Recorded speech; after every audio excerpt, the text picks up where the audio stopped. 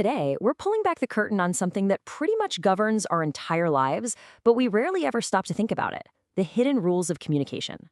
I mean, we've all been there, right? You send a text, something you think is totally harmless, like just K, and next thing you know, it's a full-blown argument. How does that even happen?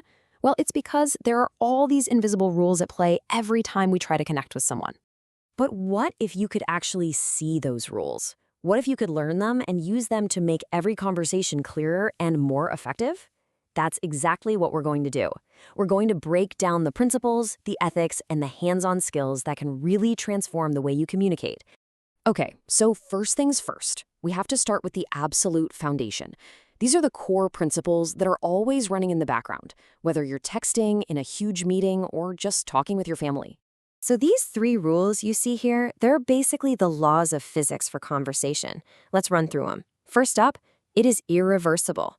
You know that angry email you fired off late at night? Yeah, you can apologize, but you can never, ever truly take it back. You just can't unring that bell. Second, context is everything. Think about it. If your boss says, "I'm fine," during your performance review, that feels a lot different than your friend saying, "I'm fine," after a tough breakup, right? Same words, totally different universe of meaning. And finally, and this one is huge, it can be completely unintentional. That little sigh, the way you cross your arms, a quick glance at your watch, you are broadcasting messages constantly, whether you mean to or not. And this quote just nails that last point. Let's say you go quiet in an argument just to collect your thoughts. To you, you're just processing. But to the other person, they might see it as you being cold or angry, or that you just don't care. Your silence is never just empty space. It's a blank canvas. And believe me, they are painting it with their own story.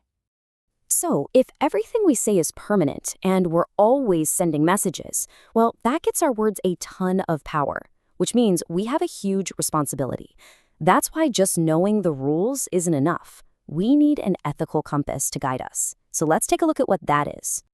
This is where we shift from what communication is to how we should be communicating. And this is way more than just being polite. It's about being truly intentional with our words and taking full responsibility for the impact they have on other people. Let's make this really concrete.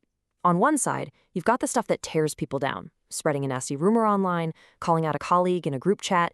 Then on the other side, you've got communication that builds people up. You know, pulling someone aside to give them tough but helpful feedback because you actually want to see them succeed. One destroys, the other builds. That's the difference. And these 4 pillars right here, this is your true north. Honestly, it just boils down to this. Tell the truth, own what you say, treat people like they matter, because they do, and make a real effort to see where the other person is coming from. All right, so we get the basic rules and we have our ethical compass. Now what? How do we put all of this into practice? Let's get into the practical toolkit you can use to master your everyday conversations. Okay, this is your action plan. Step 1, just be clear.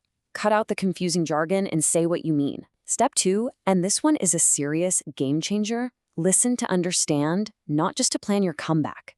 That one little shift builds so much trust. Step 3, read the nonverbal cues. Your body language can either back up your words or completely undermine them. And finally, step 4, the tough one, manage your emotions. Seriously, just taking one deep breath before you respond can be the difference between a good conversation and a total disaster. And this is the glue that holds it all together. Your tone of voice can turn "great job" into a sarcastic insult.